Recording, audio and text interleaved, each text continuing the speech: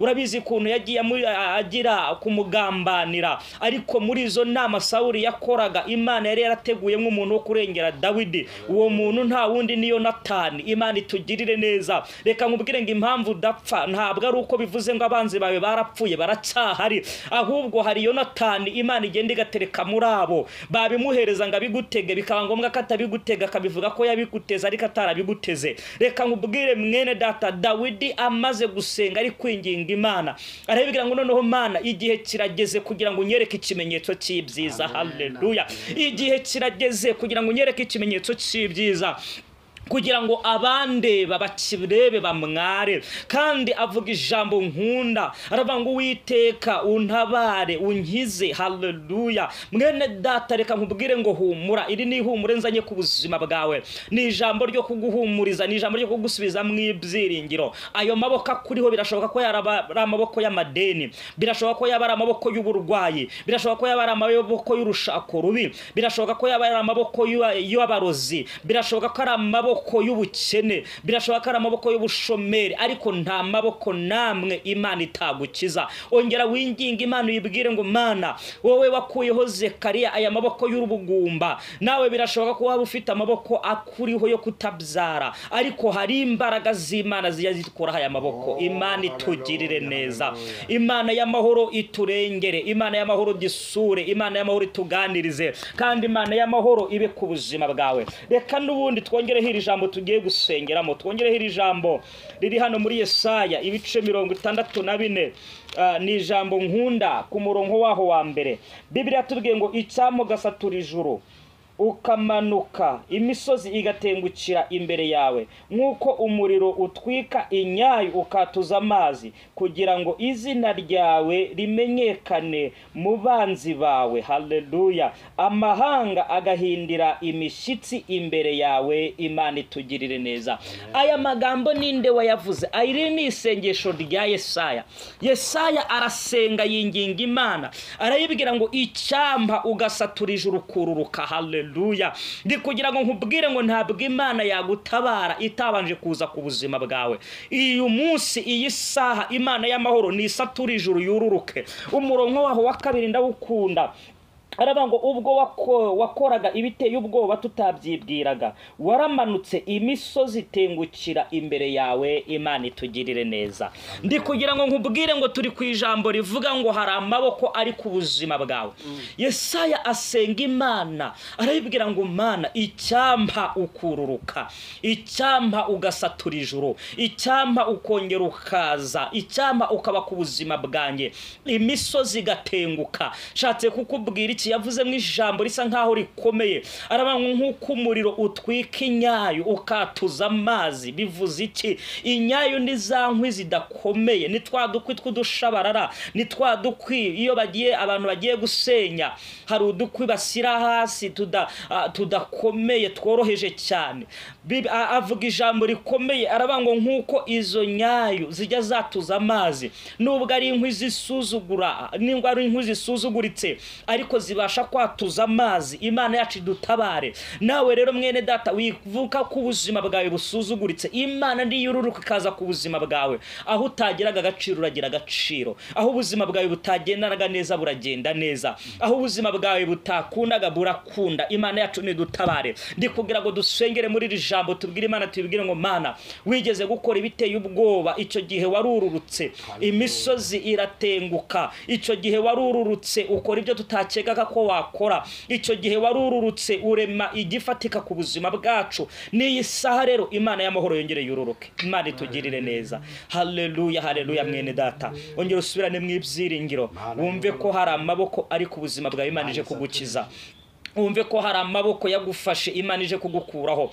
Wumve ko hari amaboko yagutinzeho Imana ije kugukuraho. Ayo maboko y'ubukene Imana yagukureho. Mwene data uri kumvira ijambo urwaye, reka nkubwire ngo ubwo burwayi Imana ibigukureho. Mwene data uri muri urwo rugo ukeneye umwana, uriho urasenga, uriho winginga Imana, reka nkubwire ngo Zekariya nawe yari umutambyi, ariko igihe kiragera Imana imukuraho ayo maboko. Elizabeth arabyara, abona umuhungu amwita Yohana. Nawe nawe ayo maboko nubwo ari ku buzima bwawe, reka nkubwire ngo wibare imyaka ayo maboko akumazeho. Hoya, iyo myaka wiyibara, iyo myaka wiyitindaho. N'Imana ije gutabara ntabwo yita kuri iyo myaka, ntabwo yita kuri icyo gihe, ahubwo iza nk'Imana igatabarira igihe. Reka nkubwire ngo ayo maboko Imana yakure ku buzima bwawe. Bibiliya yatubwiye ngo ko nitumara gukizwa amaboko y'abanzi bacu tuzasenga iyi Imana tudatinya. Hari bimaze iminsi bigutinyisha, hari bimaze iminsi biguteye ubwoba, hari bimaze iminsi biguhangayitsa, nyamara ujya gusenga ukagenda ufite gushidikanya, ujya gusenga ukajya gusenga ufite ubwoba, ujya gusenga ukajya gusenga utinya. Ariko humura, Imana y'amahoro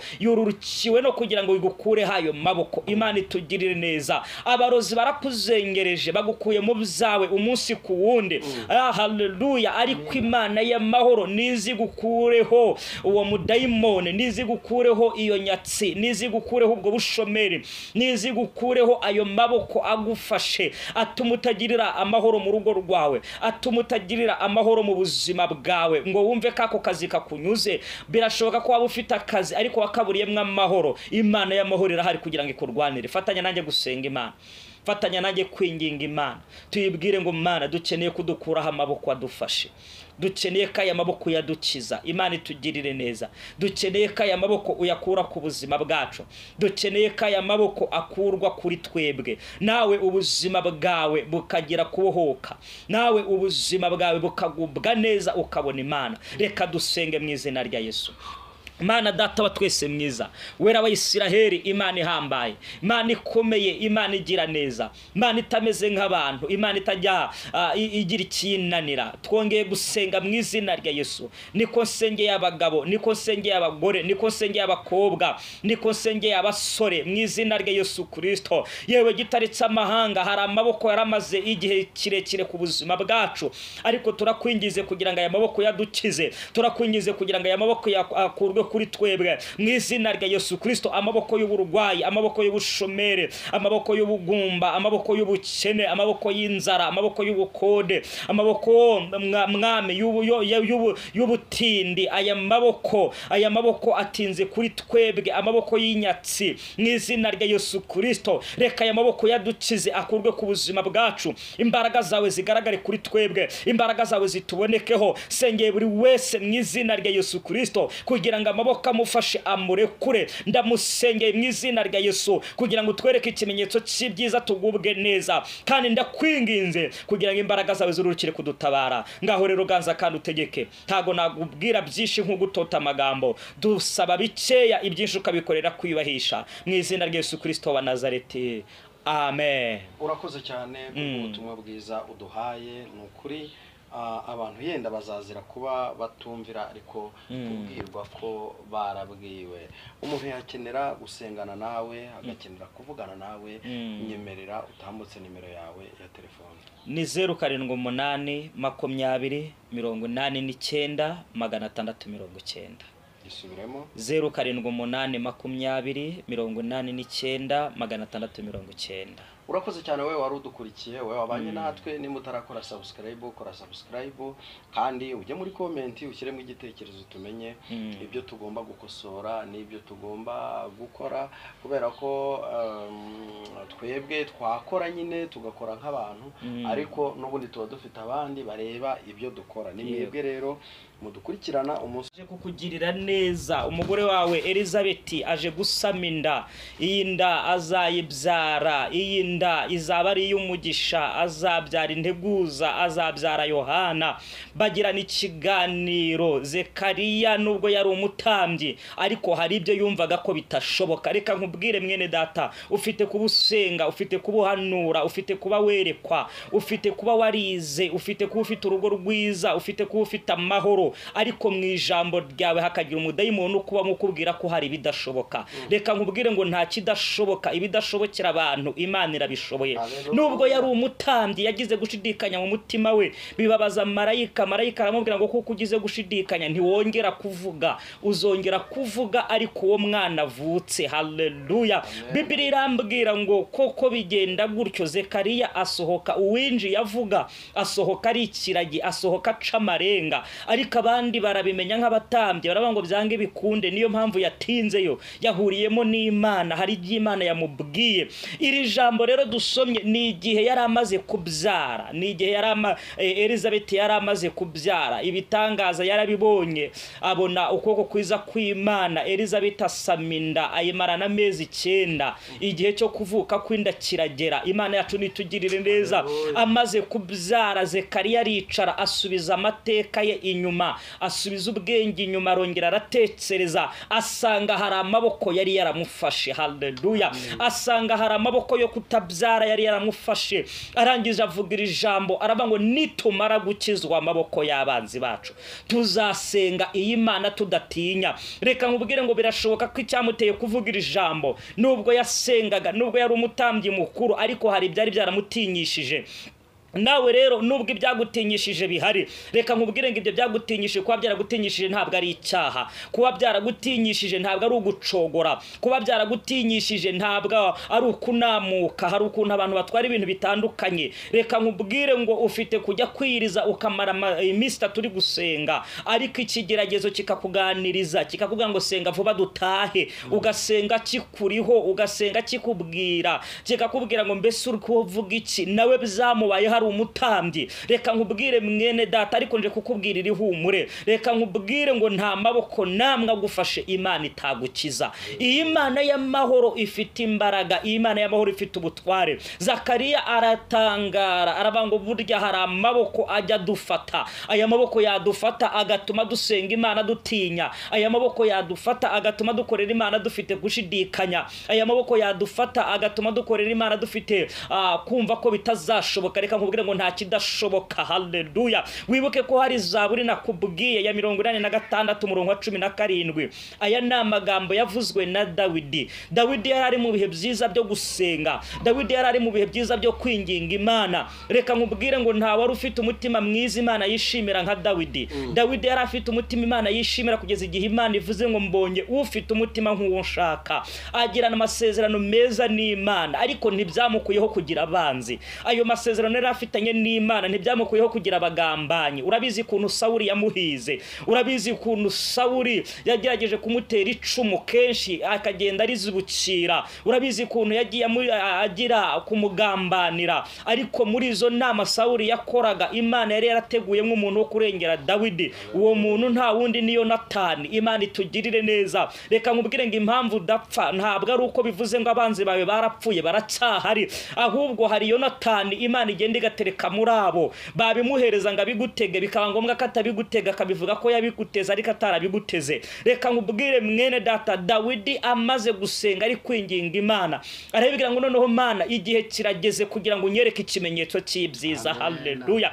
Igihe kirageze kugira ngo unyereke ikimenyetso cy'ibyiza, kugira ngo abande babakirebe bamware. Kandi avuga ijambo nkunda, aravuga ngo Uwiteka untabare unkize. Haleluya. Mwene data, reka nkubwire ngo humura. Iri ni ihumure nzanye ku buzima bwawe, ni ijambo ryo kuguhumuriza, ni ijambo ryo kugusubiza mu ibyiringiro. Ayo maboko akuriho birashoboka ko yaraba amaboko y'amadeni, birashoboka ko yaba amaboko y'uburwayi, birashoboka ko yaba amaboko y'urushako rubi, birashoboka ko yaba amaboko y'abarozi, birashoboka ko ari amaboko y'ubukene, birashoboka ari amaboko y'ubushomeri, ariko nta maboko namwe Imana itagukiza. Ongera winginga Imana uyibwire ngo Mana wowe wakuyeho Zekariya aya maboko y'urubugumba, nawe birashoboka ko waba ufite amaboko akuriho yo kutabyara, ariko hari imbaraga z'Imana ziyazikora aya maboko. Imana itugirire neza. Imana y'amahoro iturengere, Imana y'amahoro gisure, Imana y'amahoro ituganirize, kandi Imana y'amahoro ibe ku buzima bwawe. Reka n'ubundi twongereho iri jambo tugiye gusengeramo, twongereho iri jambo riri hano muri Yesaya ibice 64. Ni ijambo nkunda ku murongo waho wa mbere. Bibiliya tubwiye ngo icyamo gasatura ijuru, ukamanuka imisozi igatengukira imbere yawe nk'uko umuriro utwika inyayu ukatuza amazi kugira ngo izina ryawe rimenyekane mu banzi bawe. Haleluya. Amahanga agahindira imishyitsi imbere yawe. Imana itugirire neza. Aya magambo ninde wayavuze? Iri ni isengesho rya Yesaya. Yesaya arasenga yinginga Imana, arayibwira ngo icyampa ugasatura ijuru kururuka. Haleluya. Ndi kugira ngo nkubwire ngo ntabwo Imana yagutabara itabanje kuza ku buzima bwawe. Uyu munsi iyi saha Imana y'amahoro ni isatura ijuru yururuke. Umurongo waho wa kabiri ndawukunda. Arabango ubwo wakoraga ibiteye ubwoba tutabyibwiraga, waramanutse imisozi tengukira imbere yawe. Imana itugirire neza. Ndi kugira ngo nkubwire ngo turi ku ijambo rivuga ngo hari amaboko ari ku buzima bwawe. Yesaya asenga Imana, arayibwira ngo Mana icyampa ukururuka, icyampa ugasatura ijuru, icyampa ukongera ukaza, icyampa ukaba ku buzima bwanjye, imisozi gatenguka. Shatse kukubwira iki yavuze mu ijambo risa nkaho rikomeye. Arabango nk'uko umuriro utwika inyayu ukatuza amazi. Bivuze iki? Inyayu ni za nkwi zidakomeye, ni twa dukwi tw'udushabarara, ni twa dukwi iyo abantu bagiye gusenya, hari udukwi bashyira hasi tudakomeye tworoheje cyane. Avuga ijambo rikomeye, arabango nk'uko izo nyayu zijya zatuza amazi, nubwo ari inkwi zisuzugura, nubwo ari inkwi zisuzuguritse, ariko zibasha kwatuza amazi. Imana yacu idutabare. Nawe rero mwene data wivuka ku buzima bwawe busuzuguritse, Imana ndi yururuka kaza ku buzima bwawe. Aho utagiraga agaciro uragira agaciro, aho ubuzima bwawe butagendanaga neza buragenda neza, aho ubuzima bwawe butakundaga burakunda. Imana yacu nidutabare. Ndi kugira ngo dusengere muri iri jambo, tubwire Imana, tubwire ngo Mana wigeze gukora ibiteye ubwoba, icyo gihe warururutse imisozi iratenguka, icyo gihe warururutse ukora ibyo tutakekaga ko wakora, icyo gihe warururutse urema igifatika ku buzima bwacu. N'iyi saha rero Imana y'amahoro yongere yururuke. Imana itugirire neza. Haleluya, haleluya mwene data. Ongera usubirane mu ibyiringiro, wumve ko hari amaboko ari ku buzima bwawe. Imana ije kugukiza. Wumve ko hari amaboko yagufashe, Imana ije kugukuraho. Wumve ko hari amaboko yagutinzeho, Imana ije kugukuraho. Ayo maboko y'ubukene Imana yagukureho. Mwene data uri kumvira ijambo urwaye, reka nkubwire ngo ubwo burwayi Imana ibigukureho. Mwene data uri muri urwo rugo ukeneye umwana, uriho urasenga, uriho winginga Imana, reka nkubwire ngo Zakariya nawe yari umutambyi, ariko igihe kiragera Imana imukuraho ayo maboko. Elizabeti arabyara, abona umuhungu amwita Yohana. Nawe ayo maboko nubwo ari ku buzima bwawe, reka nkubwire ngo wibara imyaka ayo maboko akumazeho. Hoya, iyo myaka wiyibara, iyo myaka wiyitindaho. N'Imana ije gutabara ntabwo yita kuri iyo myaka, ntabwo yita kuri icyo gihe, ahubwo iza nk'Imana igatabarira igihe. Reka nkubwire ngo ayo maboko Imana yakure ku buzima bwawe. Bibiliya yatubwiye ngo ko nitumara gukizwa amaboko y'abanzi bacu tuzasenga iyi Imana tudatinya. Hari ibimaze iminsi bigutinyisha, hari ibimaze iminsi biguteye ubwoba,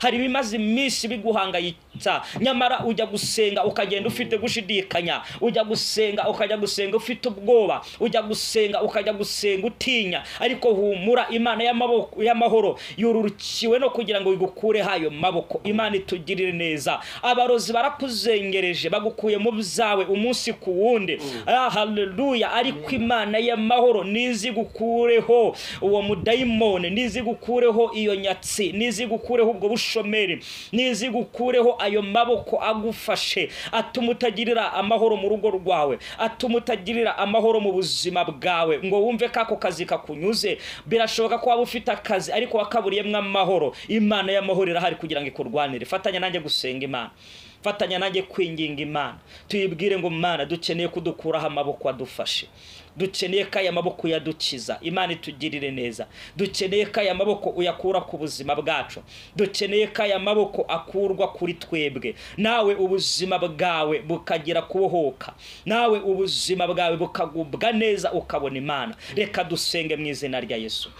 Imana data wa twese mwiza, wera wa Isiraheli, Imana ihambaye, Imana ikomeye, Imana igira neza, Imana itameze nk'abantu, Imana itajya igira ikinanira. Twongeye gusenga mu izina rya Yesu. Niko nsengeye abagabo, niko nsengeye abagore, niko nsengeye abakobwa, niko nsengeye abasore mu izina rya Yesu Kristo. Yewe gitaritse amahanga, hari amaboko yaramaze igihe kirekire ku buzima bwacu, ariko turakwingize kugira ngo aya maboko yadukize, turakwingize kugira ngo aya maboko yakurwe kuri twebwe mu izina rya Yesu Kristo. Amaboko y'uburwayi, amaboko y'ubushomere, amaboko y'ubugumba, amaboko y'ubukene, amaboko y'inzara, amaboko y'ubukode, amaboko mwami y'ubutindi, aya maboko atinze kuri twebwe, amaboko y'inyatsi mu izina rya Yesu Kristo. Reka aya maboko yadukize akurwe ku buzima bwacu, imbaraga zawe zigaragare kuri twebwe, imbaraga zawe zitubonekeho. Sengeye buri wese mu izina rya Yesu Kristo kugira ngo amaboko amufashe amurekure.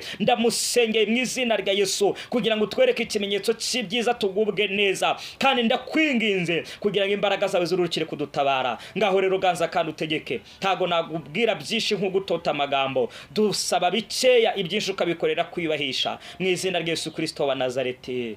Amen. Urakoze cyane ubutumwa bwiza uduhaye. Nukuri abantu yenda bazazira kuba batumvira, ariko kubwirwa ko barabwiwe. Umuntu yakenera gusengana nawe, agakenera kuvugana nawe, nyemerera utambutse nimero yawe ya telefone. Ni 0788 20 89 690. Isubiremo 0788 20 89 690. Urakoze cyane wewe wari udukurikiye, wewe wabanye natwe. Niba utarakora subscribe, kora subscribe, kandi ujye muri comment ushyiremo igitekerezo tumenye ibyo tugomba gukosora n'ibyo tugomba gukora, kubera ko twebwe twakora nyine tugakora nk'abantu, ariko n'ubundi tuba dufite abandi bareba ibyo dukora. Ni mwebwe rero mudukurikirana umunsi ku munsi, kandi turabashimira cyane kubwo mukomeje kugaragaza gukora subscribe ndetse no gusharinga channel yacu. Mukomeze muyisharinge igere kure, kuko ni channel itariho itiku, ni channel ibarizwaho ijambo ry'Imana. Kandi Yesu atari yaza, urupfu rwaza, urupfu rutaraza Yesu nawe yaza. Mwakoze cyane kubana natwe.